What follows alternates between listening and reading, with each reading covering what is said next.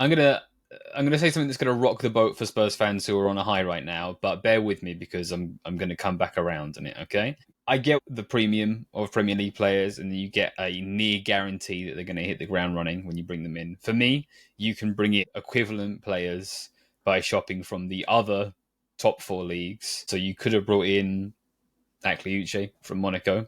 You could have brought in, and people did not like that I tweeted this, but Francisco Conceição for maybe half the price that we paid for each of these two players. And I think that you can get a very similar quality of player, in my opinion. And so, under normal circumstances, I would say this is quite a significant portion of the assumed budget. I don't think this is the most efficient way to move this window, given we also need a first 11 quality playmaking number 6 and a backup quality left-sided defender who can cover left centre back and left back. Therefore, we should have gone maybe this different route.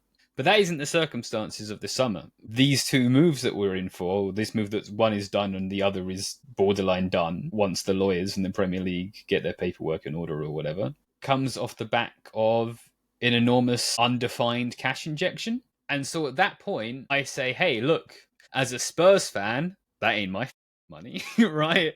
If Joe Lewis, or not Joe Lewis, because legally, actually, it's the Lewis family conglomerate, etc., want to inject 300 million instead of buying a new yacht, hell yeah. Absolutely. So on that basis, yeah, let's arguably overspend on some guaranteed excellent talent. I finally got my dribbly boy, and we're bringing in 10 depth, and this significantly raises the quality of our squad. And I want to refer to a point that I've made summer after summer after summer. Although these aren't, in my opinion, necessarily the most financially efficient moves we could have made in the market, it is much more efficient to overspend a little, to bring in quality that will raise your performance in competitions, increase your prize money, grow the club, and not leave gaps in the squads that will undermine the existing talent that you've brought in.